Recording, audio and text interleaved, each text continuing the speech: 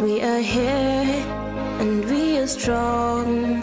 Let's be counted as we move on.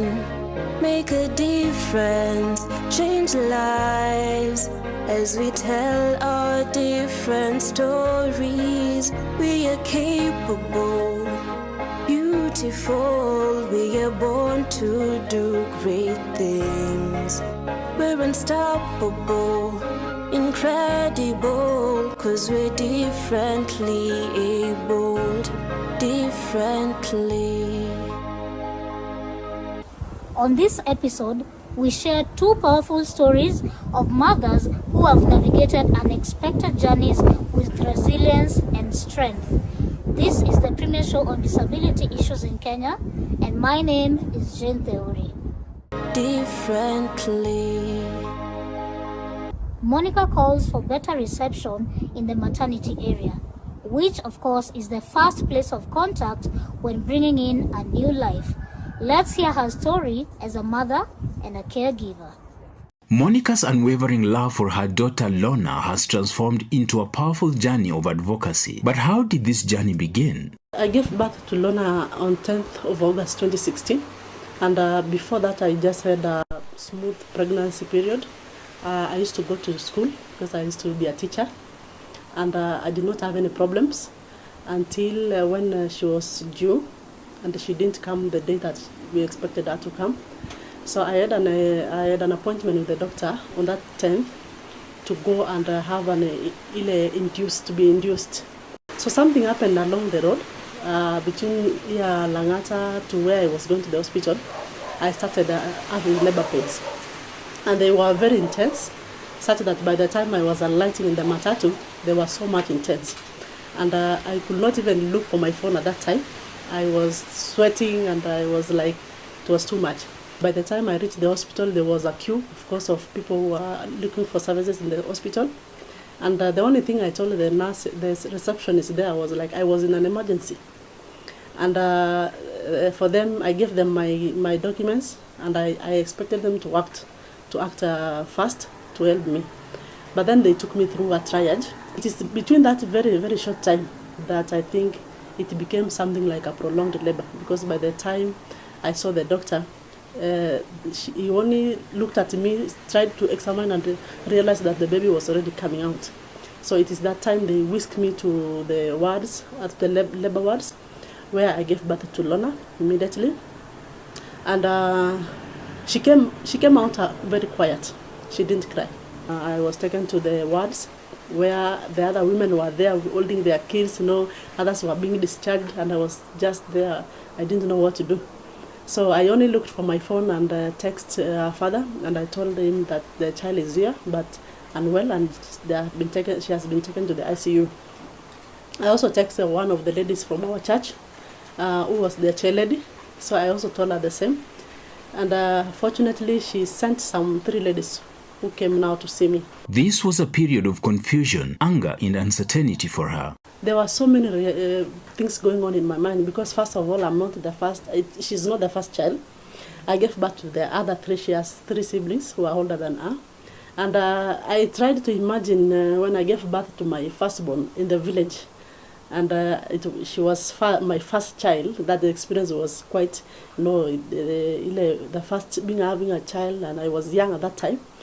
And now trying to remember that she is now my 4th child, and I'm in the city, and she's suffering something like this. For me, it was like, I didn't understand completely. So on the 5th day, they realized, unajua ni kukaa tu kwa ward, na mimi naangalia wamama wakifurahi na watoto wao, unajua those kind of, and many will always ask you, mtoto ako wapi nini, and the trauma is too much.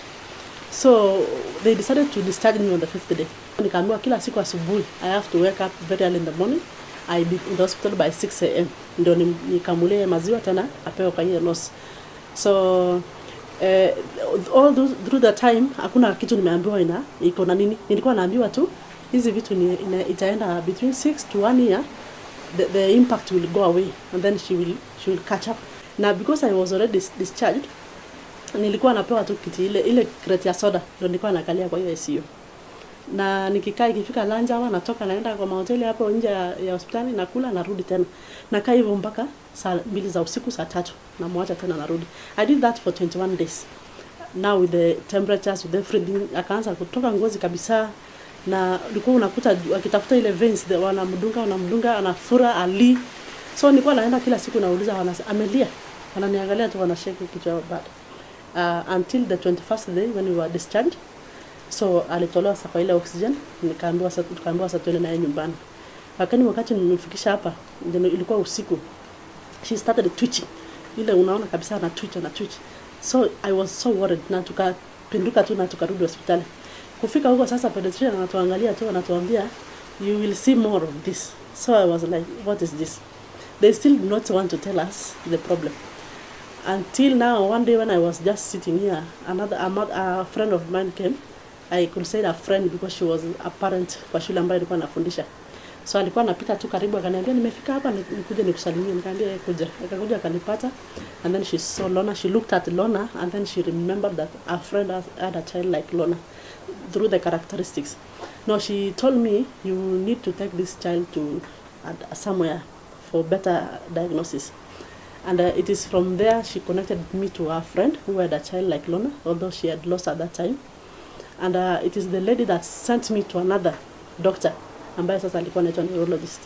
It is that doctor who told me that the twitchings are convulsions, they are seizures, and they need to be put into medication. And also, the same doctor told me now what the condition of the child is. For years, Monica sought for answers navigating a new life that had no manual. There are no trainings for having a child ambaye ako na cerebral palsy. It is every day is a learning day. Even today, I'm still learning some things about her. But what happened after now I lost my job, I was sitting here. It was in 2020. Remember, everybody else was at home. So I was just sitting here, and you know, one thing with having a child ambaye akona challenge yote, especially this one that contains the brain, and that's a severely disabled child. You find yourself sitting down and then you think too much. There are so many thoughts that come in your mind. Like you think about how our milestone would have been, like she would be talking, she would be going to school, you would be doing other things, But now you are here just sitting, to change diapers and then medications here and there. So I remember even juzi ndo nilianza kuzima stima.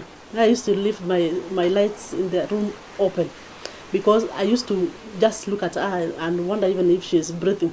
No, the word is too much. And when she first had her cry, it was celebrations for us in the house. Sisi wote unaona vile mtoto analia alafu watu wanakuambia nyamaza. Sisi wakati yeye alilia, the first cry, tulitoa machozi. Feeding is a very big challenge because she cannot chew or swallow. So before the first year to 5 years, she used to have aspirations in a reflux. When you feed her, she vomits, and then the particles of the food or whatever things she takes goes to the lungs, and then she gets pneumonia. That one will always put us in the ICU and also oxygen supports. So until now, and a doctor one time decided to first put a feeding tube in the tummy. It was not a very easy decision. It took me 3 years to think through it. Every time naambia daktari hapana. I used to imagine mtoto ametobolewa, ameweka tube, itakuwaje. So after 3 years daktari ananiambia hata nitakupeleka kwa wazazi wako, naambia hapana. Naenda na nikidiscuss na watu kwa familia wananiambia ukiwekea you will be on your own. Si hatuwezi kudeal na hiyo kitu.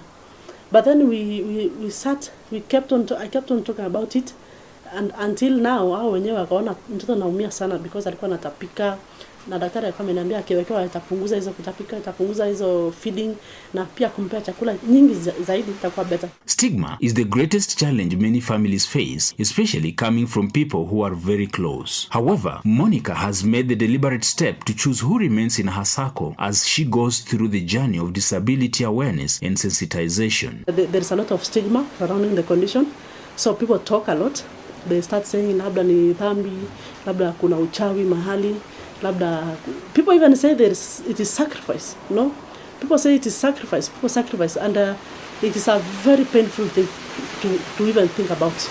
You wonder who would want to be confined in a place to sit down and have a child who is disabled for the rest of your life and your life, because everything changed. I don't think there is anything, even if it's an exchange of anything, it is not something that anyone wants. From the community I come from, there is a lot of stigma about cerebral palsy. The first times when she was young, people were like, in fact, my own father, although he's late now, said, "Hakuna kitu kama hii kwa familia, so where is it coming from?" Then some started attaching it to witchcraft, you know, and Thambi, ancestors, you know, huko nyuma. And even until today, when I go home, every time when somebody asks me about Lona, if I tell them happily, like, Lona ako sawa, you know, and ako tuna challenges zake, but ako sawa, you hear people say, angekuwa ng'ombe, tungemchinja. I have very few people I can count as family, and most of them are strangers. First of all, the church that came there for the whole month, who kept on visiting, is my family. Because apart from my husband and my brother, and maybe one of his brothers, I did not see anybody else the whole of that month who came to see her. So the church, and also from the church, there are those friends who are also drawn from a church. There is like a small fellowship. Those are the people who have been holding my hands. In fact, the wheelchairs that Lona has, one of the wheelchairs, the diapers, and like every month they have Lona in their minds, praying and doing that. Monica's journey is a testament to the power of a mother's love and the importance of advocating for those who need it most. Me, I'm a social media person, and it has actually helped me heal, because I used to post things there, and then, you know, you get 1-2 people who will encourage you. Of course, there was bullying and stigma, but the positive comments were more than the negative ones, and they kept me good, because when everyone else goes out, and I was here alone with that, because at some point we had to leave the house girl so that tupunguze ile mizigo. So ukipata mtu anaku encourage 1, 2, 3 people, you become better. So it is also the same year that I found a woman, or a lady, who became my friend, ambaye anaitwa Veronica. Now, she had an association where she supports women who have kids like her. So because she's not in the country, she asked me if I can help her bring the mothers together. I have a sister of mine who has become very passionate about kids who have cerebral palsy, and she has been supporting. In fact, akinionanga ananiambia nipatie namba hiyo mama, and then she buys them diapers. Akiona stories, she follows stories about children who have cerebral palsy, and she would refer to me. Akiona mtu ambaye anachangamka, anashika mtoto hivi na hivi, ananiambia, can you go and look at that story, see that, see. So they have become passionate because of Lona. So I normally educate them. I also go live on my Facebook social media pages. I talk about it, and it has had a very good impact. I've seen women who have come out, and I have a very big number of women now who have embraced their kids, and now for them they are better than those of us wale walikuwa nyuma, because hiyo stigma imeisha. So unakuta mtu akona mtoto maybe wa 2 years, 3 years, 4 years, they have easily been able to accept the condition. Kuliko sisi wenye hatukuwa na watu wanatuongelesha. So we first tell them it's not a disease, it's a condition, and it can happen to any child. So once they are born, this is what you can do, because if the child is alive, you don't run away from the condition. You just have to take care of that child the best way you can, and you let God do the rest. Let's catch a breather. We'll be right back before you even know it. Differently. Welcome back. Kara's personality changed from a calm and naive girl to an aggressive mother after her son was diagnosed with cerebral palsy. She says this has enabled her to speak out and aided in her acceptance journey. Take a look at her story. It's every parent's dream of seeing their child thrive. But for Caro, that dream is manifesting in a way she didn't think of. Bahhati was well up to 6 months. And at 6 months, Bahhati got sick, and he was not that he had meningitis. That is when everything turned upside down in our life, because after the treatment of meningitis, that is when Bahhati acquired the cerebral palsy condition. Bahhati, her son, was diagnosed with cerebral palsy, a condition that was new to Caro and her family. Had to rush to Kenyatta because convulsions sasa zilikuwa zimeanza, mtoto anazimia na convulse, analia non-stop. Reaching Kenyatta, Bahhati akadungwa mashindano. Bahhati was off for 2 weeks. We were in Kenyatta for 2 more months. So tulikaa huko for 2 months, but tulirudi nyumbani na si yule mtoto ambao tulienda naye mwanzo. Tulirudi na mtoto mwingine tofauti. Hapo alikuwa sijui na kilo 6 ama 8, lakini tulirudi na 2.4 kgs at home with 0 milestone. Shingo imeanguka, mikono zimeanguka, kila kitu imeanguka. But kuambiwa sipimi hapo hivyo ndo kidogo, maana sijui sipi ni nini. Mimi nichukua tu maybe ni vitu za kawaida, maybe kama venye tunajua malaria, kama vile tunajua maybe pneumonia, hizo vitu zinapona. So I thought coming with him with the cerebral palsy thing, maybe itafika tu mahali itaisha. Kumbe that was the starting of our journey. Months turned into years filled with unanswered questions and frustrating appointments. We solved everything, sisi. Ndio tutoe Bahhati hospitali for the 2 months yenye kwa ICU ako Kenyatta, hizo zote. We solved everything. Hata mimi nilikuwa na kadunda hivi. Kwanza hata si mimi, sasa babake ndiye alikuwa nako kasimu na mimi sasa nimebaki bila hata kasimu sasa hiyo wakati. Lakini wanasema wakati Mungu anakupa na uwezo. Hapo hivyo these things came automatically. Nobody taught me, because now when doctors tried telling me, nilikuwa naona ni kama they are mocking me, because you meet one anakuambia these are cabbage, you can't go ask that person i cabbage inaweza lelewa aje. Wewe unajua cabbage labda ni kukatakata na kuweka kwa sufuria. Ukienda kuulizia mtu nakwambia katakata na unajua ni mtoto, sasa unaona utakuwa umejiumiza zaidi. So me, I used to take Bahhati the way Bahhati has come, but I used to read a lot. I used to look for materials that have that information. I used to even nikipata nafasi hata kama umeacha simu yako hapo, that is what I'm going to use, and I'll do that. And I used to be very keen with media things, those nikisikia kwenye wanataja cerebral palsy hapo hivyo sitoki mpaka mwisho. And I used to be that wanasema ni by then people used to call me a girl. I used to be that girl mwenye alikuwa aggressive. Lazima nijue, ukiitaja lazima utaniambia ni nini mwanzo mpaka mwisho. So doctors were like, ule madama amekuja tena leo, huyo ukimhandle wewe malizana na yeye. And by then I used to cry also. I cried for 3 years, but with time I've come to learn pole. Saizi hata ni mimi mwenyewe sasa ndo naambia watu sipi ni nini, naambia hata venye unaweza fanya. With that niona nimejifunza kabisa. The strain took its toll, and just like the rest of the family, Bahhati's father struggled to cope. When Baba Bahhati was really into depression, he sank into alcoholism. He became a heavy drinker. So with that, people used to judge him like that. But me, the person I met earlier was not the person whom they were judging. No, because now hao walikuwa na judge mlevi, not knowing kulikuwa na kijana previously kenye mimi nilikutana naye. Caro was left alone, grieving the loss of her husband while still fighting for her son. From her own pain, Caro found purpose. She formed a support group, a lifeline for parents facing similar struggles. If I speak of Smile for Neurodiversity, I speak about Baba Bahhati. I started Smile for Neurodiversity after burying my husband, because now I had to speak more to the men. Mara mingi mimi wanaimiza wanaume kabisa.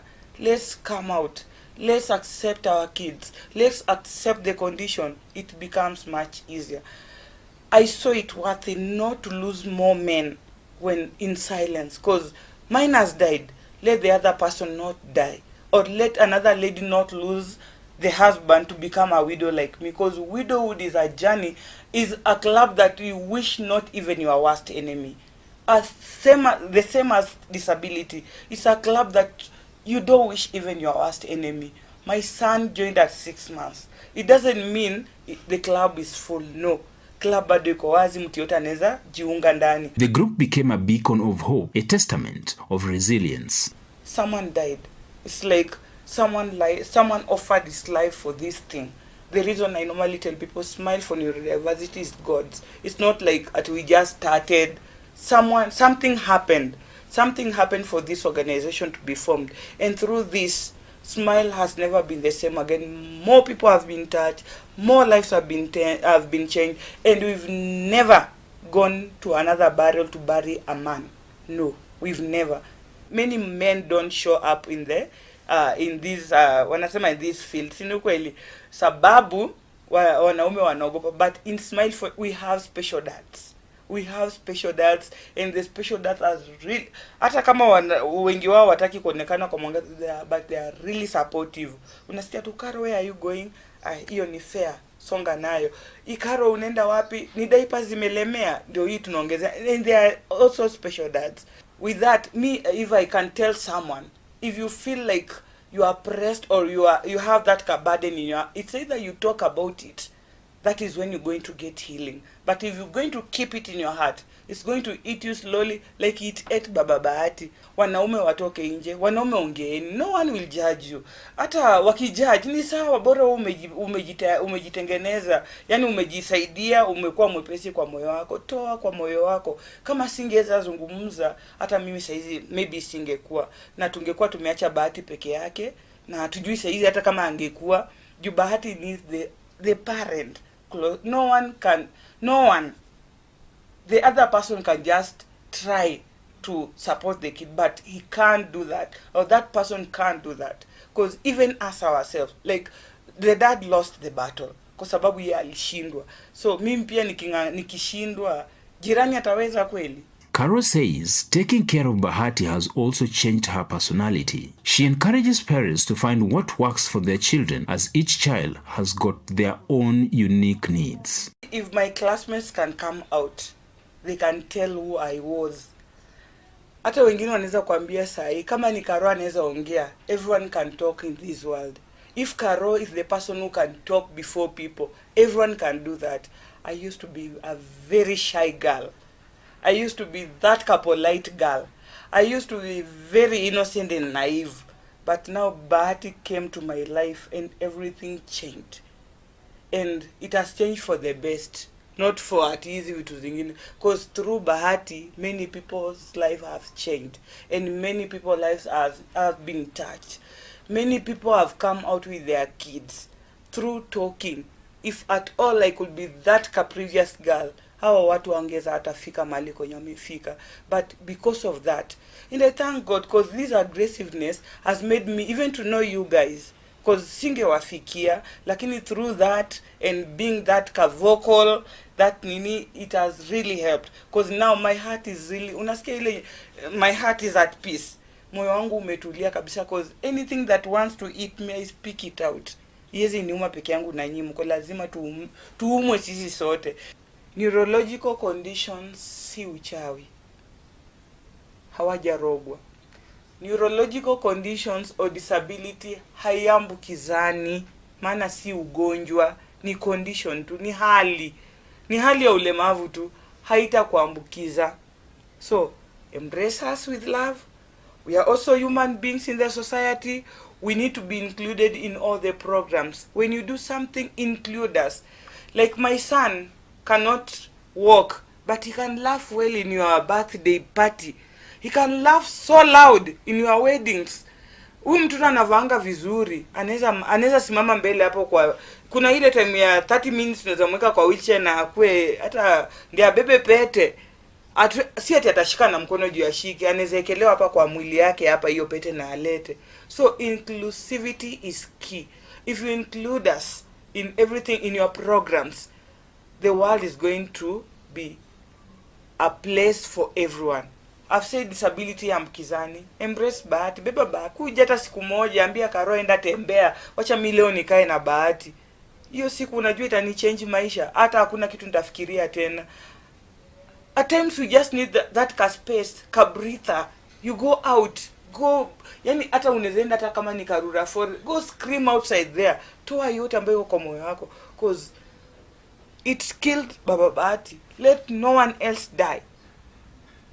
And this will only come if everyone is going to be included in the community. Let's take a look at the UN Convention on the rights of persons with disabilities. Article 6 of the UN Convention on the Rights of Persons with Disabilities says that state parties recognize that women and girls with disabilities are subject to multiple discrimination, and in this regard shall take measures to ensure the full and equal enjoyment by them of all human rights and fundamental freedoms.